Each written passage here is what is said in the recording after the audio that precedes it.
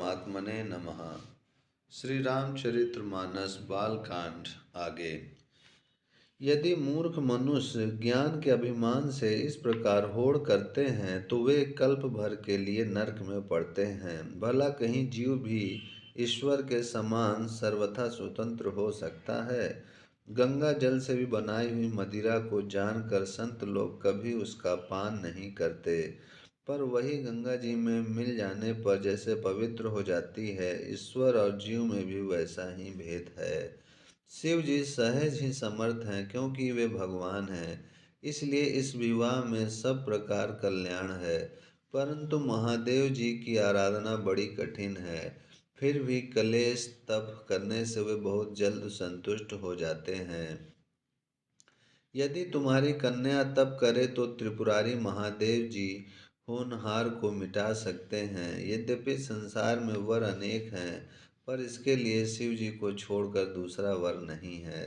शिव जी वर देने वाले, शरणागतों के दुखों का नाश करने वाले, कृपा के समुद्र और सेवकों के मन को प्रसन्न करने वाले हैं। शिव जी की आराधना किए बिना करोड़ों योग और जप करने पर भी वांछित फल नहीं मिलता। ऐसा कहकर भगवान का स्मरण करके नारद जी ने पार्वती को आशीर्वाद दिया और कहा कि हे पर्वतराज, तुम संदेह का त्याग कर दो, अब यह कल्याण ही होगा। यूं कहकर नारद मुनि ब्रह्मलोक को चले गए।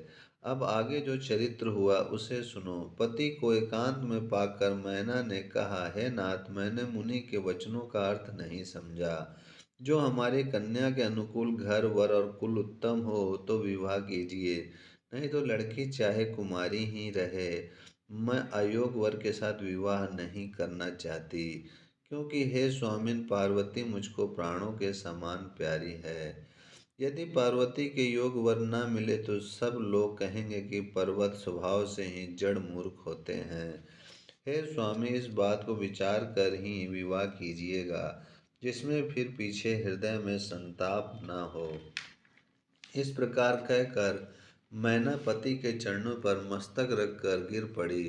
तब हिमवान ने प्रेम से कहा, चाहे चंद्रमा में अग्नि प्रकट हो जाए, पर नारद जी के वचन झूठे नहीं हो सकते। हे प्रिय, सब सोच छोड़कर श्री भगवान का स्मरण करो। जिन्होंने पार्वती को रचा है वे ही कल्याण करेंगे। अब यदि तुम्हें कन्या पर प्रेम है तो जाकर उसे यह शिक्षा दो कि वह ऐसा तप करे जिससे शिव जी मिल जाएं। दूसरे उपाय से यह कलेश नहीं मिटेगा। नारद जी के वचन रहस्य से युक्त और सकारण हैं, और शिव जी समस्त सुंदर गुणों के भंडार हैं। यह विचार कर तुम मिथ्या संदेह को छोड़ दो। शिव जी सभी तरह से निष्कलंक हैं। पति के वचन सुन मन में प्रसन्न होकर मैना उठकर तुरंत पार्वती के पास गई। पार्वती को देखकर उनकी आंखों में आंसू भर आए।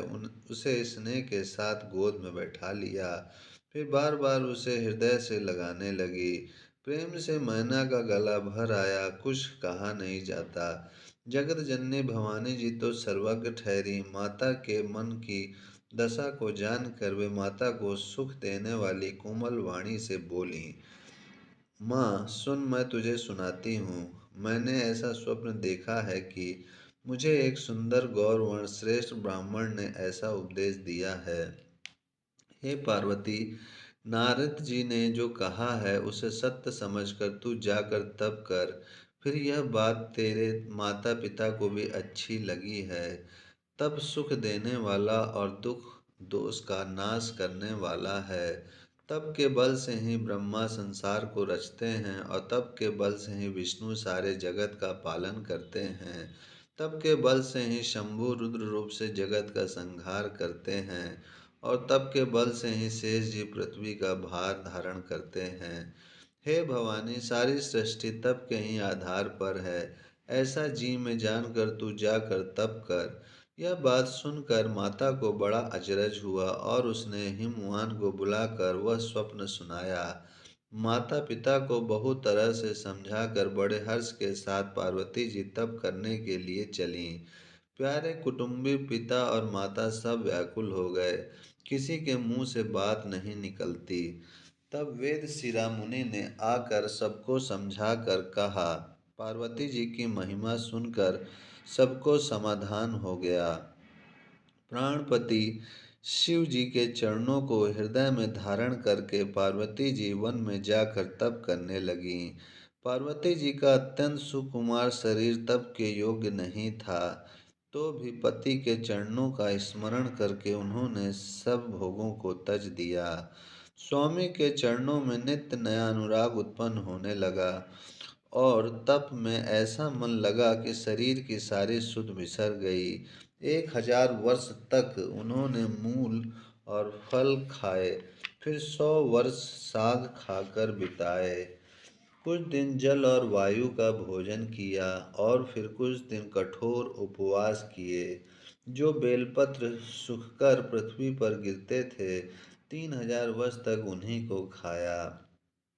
फिर सूखे पर्ण पत्ते भी छोड़ दिए। तभी पार्वती का नाम अपर्णा हुआ।